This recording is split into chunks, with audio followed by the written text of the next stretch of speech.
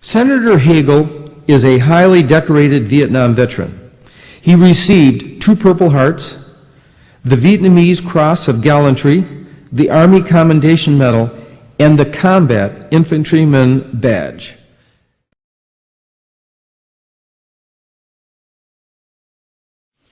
It is a great pleasure and an honor for me and for all of us at K-State to welcome Senator Chuck Hagel of Nebraska to the Landon podium.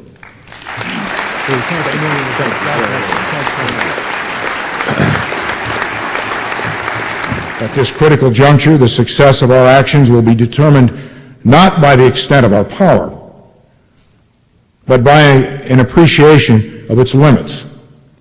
America must approach the world with a sense of purpose in world affairs that is anchored by our ideals, a principled realism that seeks not to remake the world in our image, but to help make a better world. We must avoid the traps of hubris and imperial temptation that comes with great power.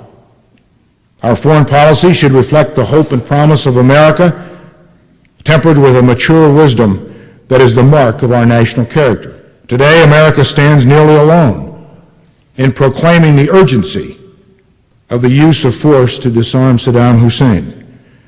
In Europe and in many corners of the globe, America is perceived as determined to use force in Iraq to the exclusion of world opinion. Iraq cannot be considered in a vacuum, detached from the politics and the culture of both its region and the Muslim world. Using military force to disarm Saddam Hussein will bring change to Iraq and to the region. But we cannot foresee the nature of that change. What comes after Saddam Hussein?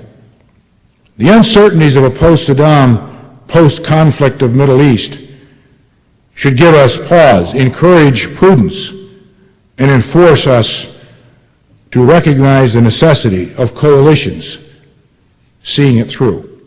The conspicuous American occupation force in Iraq or in any Arab or Muslim country would only fuel anti-Americanism, nationalism, and resentment. By working through the United Nations, America will neutralize the accusations that a war in Iraq is anti-Muslim or driven by oil interests or American imperialism. What distinguishes America is not our power, for the world has known great power. It is America's purpose and our commitment to making a better life for all people. That is the America the world needs to see. A wise, thoughtful, and steady nation, worthy of its power, generous of spirit, and humble in its purpose. Thank you very much.